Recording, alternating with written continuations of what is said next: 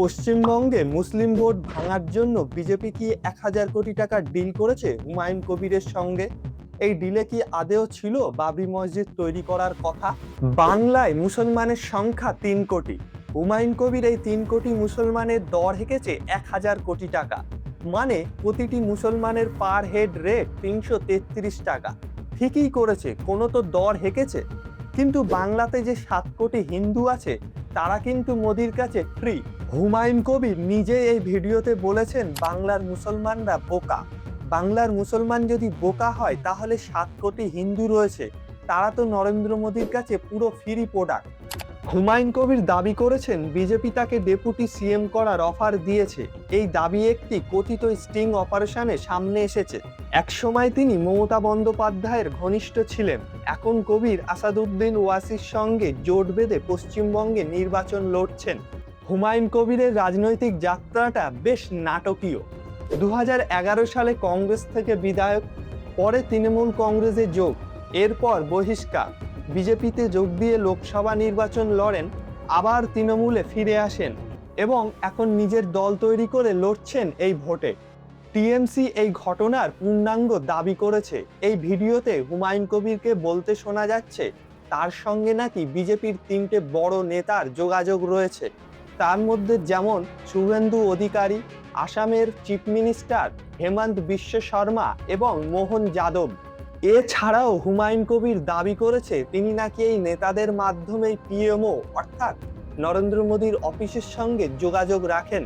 ভিডিওতে হুমায়ুন কবির বলেছেন তিনি মমতা বন্দ্যোপাধ্যায়কে যে কোনো মূল্যে এই নির্বাচনে হারাতে চান এবং তিনি বিজেপির বিরুদ্ধে যে কথা বলছেন সেটি তার মজবুরি। নির্বাচন শেষে তিনি বিজেপিতেই থাকবেন। এছাড়াও পশ্চিমবঙ্গে মুসলমানদের ভোট পেতে হলে বিজেপি বিরোধী দেখানো জরুরি। আর সবথেকে বড় বিতর্কের বিষয় হলো ১,০০০ কোটি টাকার ডিল। ভিডিওতে কবিরকে বলতে শোনা যাচ্ছে আপনি যদি আমাকে ১,০০০ কোটি টাকা দেন তাহলে আপনাদেরই সবথেকে সুবিধা হবে। আমার ৭০ থেকে ৮০টা আসন হবে এবং আপনারা ১০০ থেকে ১২০টা আসন পর্যন্ত যেতে পারেন। তিনি আরো বলেন যদি মমতা ১০০-এর নিচে আসনে চলে যান তাহলে তিনি মুসলিম ভোটারদের বোঝাবেন কেন্দ্রে বলো বিজেপি সরকার। এছাড়াও এই ভিডিওতে তাকে ২০০ কোটি টাকা অগ্রিম চাইতে দেখা গেছে। এই ভিডিও প্রকাশের পর তৃণমূল কংগ্রেস কলকাতায় প্রেস কনফারেন্স করে। কলকাতার মেয়র ফিরহাদ হাকিম বিজেপির বিরুদ্ধে গুরুতর অভিযোগ তোলেন। তৃণমূলের দাবি পশ্চিমবঙ্গে বিজেপি মুসলিম ভোট ভাঙতে টিম এ ও বি গঠন করেছে। তারা প্রশ্ন তুলেছে এই ঘটনাতে ইডি চুপ কেন, পিএমওর ভূমিকা কি এবং এই ভিডিওতে যে সমস্ত অফিসারদের নাম উঠে এসেছে তাদেরকে কেন এখনো পর্যন্ত জিজ্ঞাসাবাদ করা হলো না।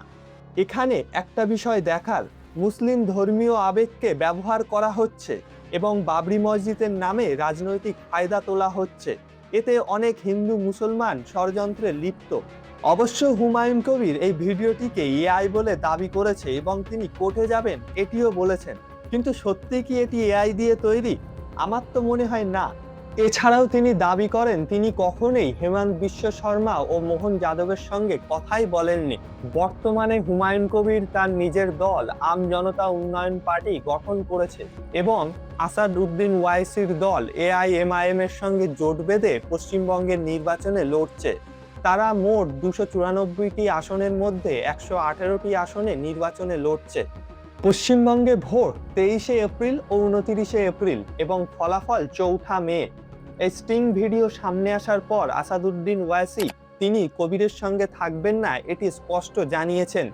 অন্যদিকে বিজেপি তারা এই ঘটনা থেকে দূরত্ব বজায় রেখেছে।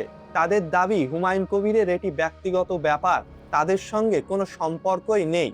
এবার আমার একটি প্রশ্ন, আপনারা কি ভোট দেবেন ধর্ম দেখে না সরকারের কাজ দেখে?